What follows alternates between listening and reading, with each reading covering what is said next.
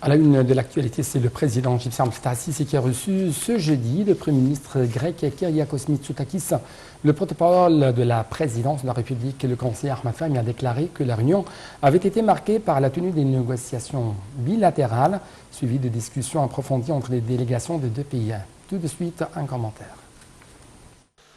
Le président Abdel Fattah el-Sisi a reçu ce jeudi le Premier ministre grec Kyriakos Mitsotakis.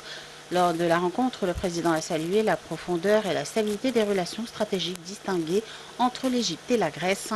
le développement tangible dont témoigne la coopération bilatérale dans divers domaines et le niveau distingué de coordination politique entre les deux pays sur des questions d'intérêt commun. Ceci dans le cadre de l'Union européenne, outre la coopération fructueuse au niveau du mécanisme de coopération tripartite avec la Chypre.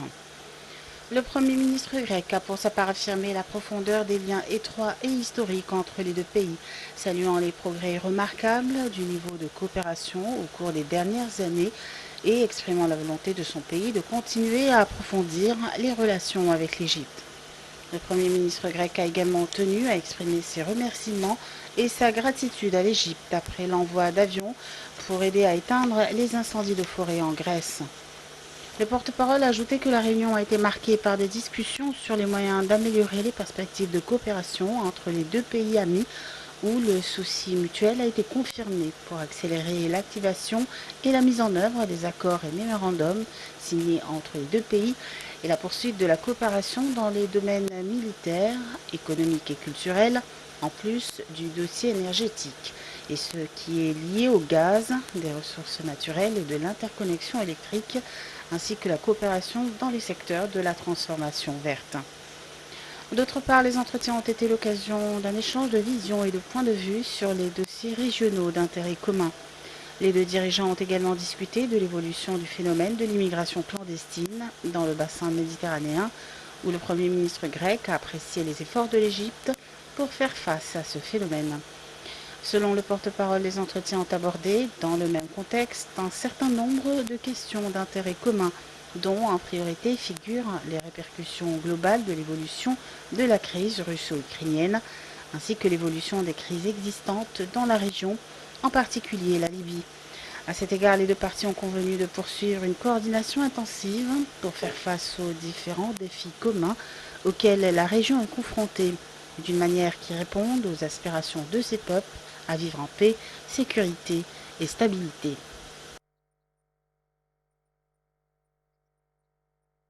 Le Premier ministre Moustapha Madbouli a présidé aujourd'hui une réunion destinée à suivre les plans d'investissement de la zone d'Abour Awash dans le gouvernorat de Gizeh, en présence du ministre du Développement local, Hicham Amna, du gouverneur Ahmed Rachad et du président exécutif de l'Autorité générale de l'investissement et des zones franches, Houssem Heba. Selon le Premier ministre, cette réunion a pour but de suivre les plans d'investissement dans le gouvernorat de Gizeh, ajoutant qu'il y a de nombreuses demandes concernant la réalisation de projets de développement dans cette zone distinguée. Le ministre du Logement et des Communautés urbaines, Assemi Ghazar, qui a participé à la réunion via vidéoconférence, a passé en revue le projet de modification du plan d'investissement de cette zone qui a un site unique grâce au grand musée égyptien, au périphérique et à l'autoroute de Fayoum. D'autre part, le Premier ministre égyptien, Dr Moustapha Madbouli, a affirmé le souci de la commission médicale de poursuivre ses efforts vitaux dans l'apport d'intervention pour divers aspects de la prise en charge médicale nécessaire aux cas suivis ou accessibles via divers convois médicaux. Ceci est intervenu lors du suivi des efforts du comité médical supérieur et des appels de secours à l'aide du Conseil au cours du mois de juillet à travers un rapport soumis par le conseiller médical de la présidence du Conseil des ministres, Dr Houssem El-Masri.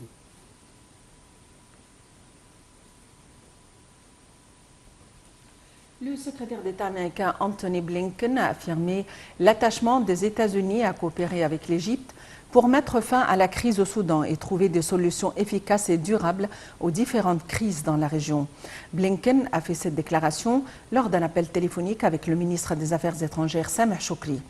Au cours de l'appel, Blinken a affirmé l'importance du partenariat stratégique entre les deux pays et le souci de renforcer la coopération bilatérale dans divers domaines. Le secrétaire d'État américain a également apprécié le rôle important que joue l'Égypte dans le cadre du mécanisme des pays voisins du Soudan.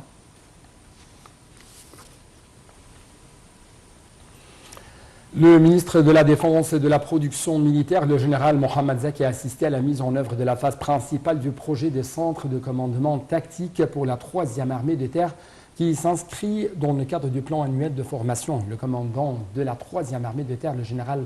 Al-Sharif Al-Araichi, a prononcé un discours dans lequel il a souligné l'attachement des hommes de la 3e armée de terre d'atteindre le plus haut niveau d'efficacité et de préparation au combat qui leur permettant de mener à bien toutes les tâches pour défendre la sécurité et la sûreté de la patrie. La phase principale a commencé par la présentation d'un résumé de l'idée tactique et les décisions prises par les dirigeants lors de la gestion du projet. Le général Mohamed Zaki a loué le haut niveau de tous les éléments exécutant le projet, ce qui reflète leur préparation au combat, leur bonne formation, le professionnalisme dans l'exécution des tâches. La 5e session de l'axe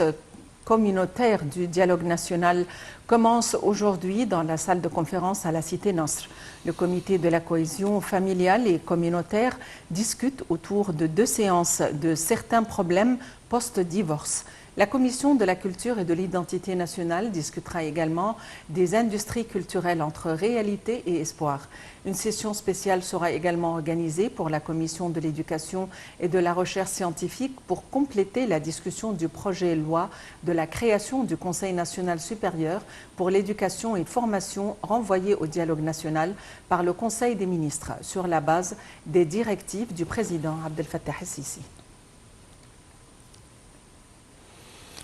Les indices de la bourse du Caire ont connu une performance mitigée lors des échanges d'aujourd'hui au milieu des opérations de vente de la part des individus égyptiens, des étrangers et des institutions arabes contre des opérations d'achat de la part des institutions locales et étrangères. L'indice principal EJX 30 a chuté de près de 0,2%, renonçant au niveau de 17 435 points, et l'indice secondaire EJX 70 et EJX 100 ont haussé respectivement de près de 0,2%.